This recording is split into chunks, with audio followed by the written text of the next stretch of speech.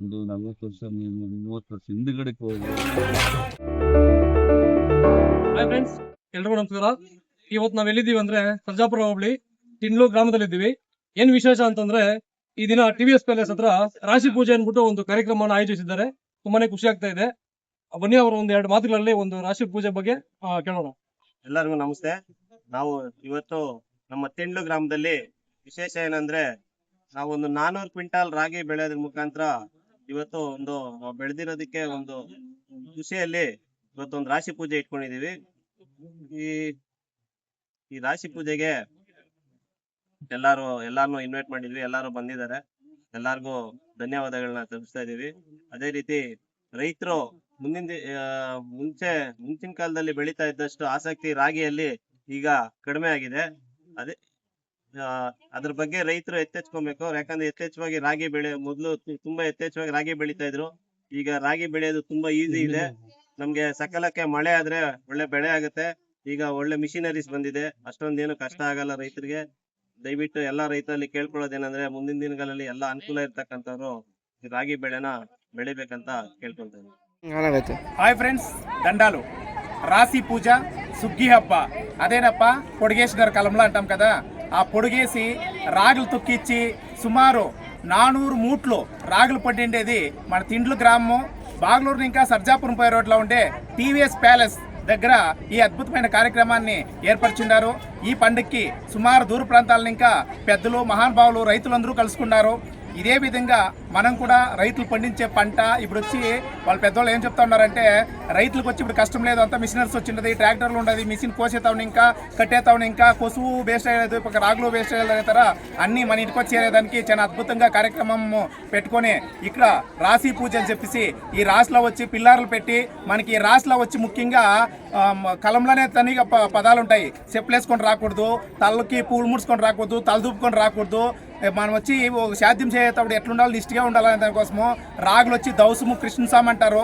మన పంట ప్రధానంగా రాగుల పంట. ఇది రాగేనుల రాజ్యము. ఈ రాగేనుల రాజ్యంలో వచ్చి మనం కలంలో పొడిగేసినప్పుడు పరకనొచ్చి సొర్లు అంటాము, మరమునొచ్చి ఇది చాట అంటాము. అదేవిధంగా ఇది అతను జల్లుడు ఉంటుంది, జల్లుడిని వచ్చి మేటి అంటాము, నలజీవం అంటాం. పొందేమన్న కలంలో పోతే కానీ నలజీవం వచ్చేసి అంటాము. కొత్త పదాలతో చాలా అద్భుతంగా ధన్యవాదాలు.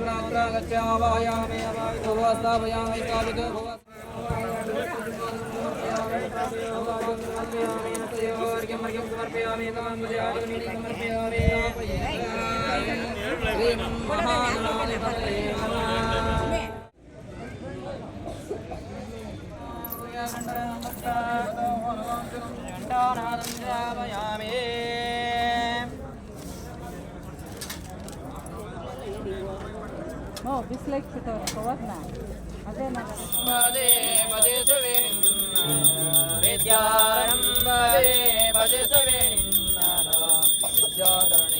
ನಮಗೆ ವಿನಾಯಕ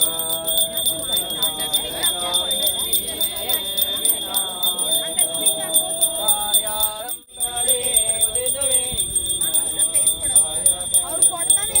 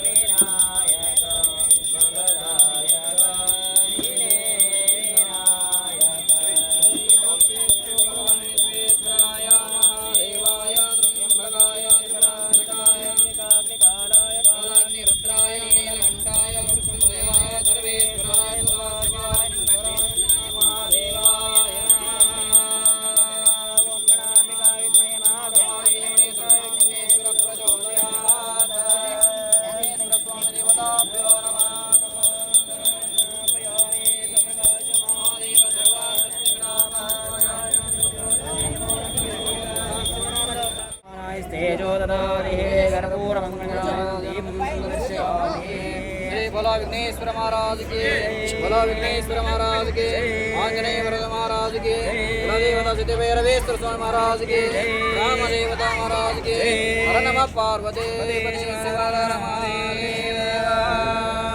समर्पयामि प्राक्षणं समर्पयामि कर्पूरनिराजनं दर्शयामि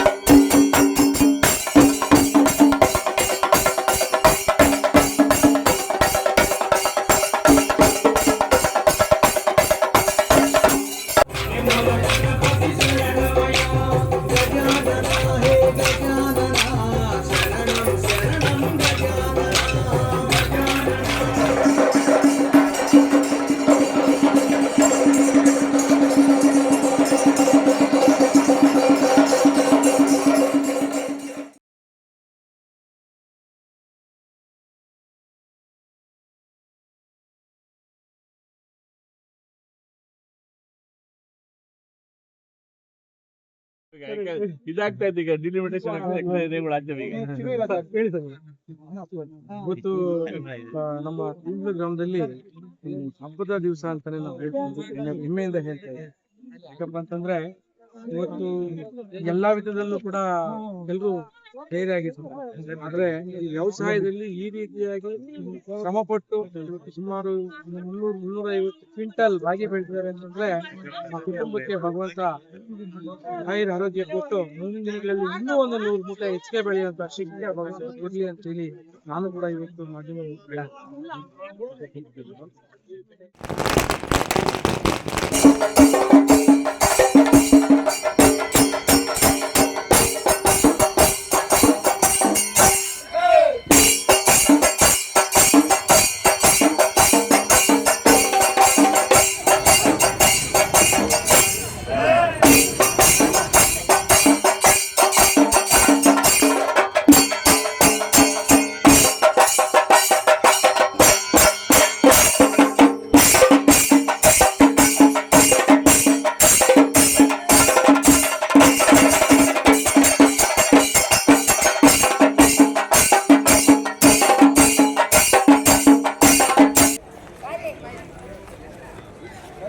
ಇದು ಸುಗ್ಗಿ ಹಬ್ಬ ಅಂದ್ರೆ ಆ ಕಾಲದಲ್ಲಿ ಎಲ್ಲಾ ಕಡಲಲ್ಲೂ ಮಾಡೋರು.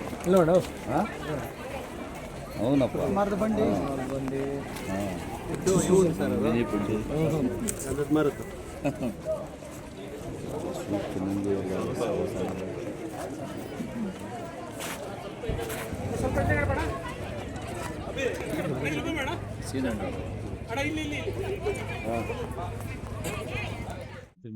ಗ್ರಾಮದಲ್ಲಿ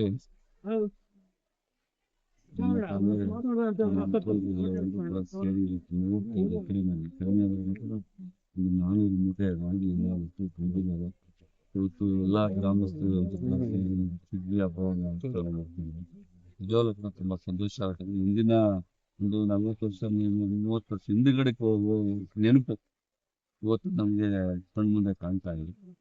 ಅಂದ್ರೆ ಕಷ್ಟಪಟ್ರೆ ಸುಖ. ಇವತ್ತು ಹೇಳ್ತಾರಲ್ಲ ಏನಂದ್ರೆ ಯಾರು ಕಷ್ಟಪಡ್ತಾರೋ ಅವ್ರಿಗೆ ಉಳಿತಾರೆ ಅಂತ ಎಂತ ಇರೋದು ಹೊರಗಲ್ಲ.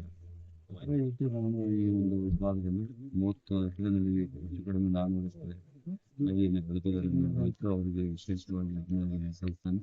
ಅದು ಸುಗ್ಗಿ ಹಬ್ಬವನ್ನು ಕೂಡ ಆಚರಣೆ ಮಾಡ್ತಾರೆ. ಸಮಸ್ತ ಜನತೆಗೆ ಸಂಕ್ರಾಂತಿ ಶುಭಾಶಯಗಳು ಮುಗಿದೋಗಿದೆ ಆದ್ರೂ ಕೂಡ ನಾವು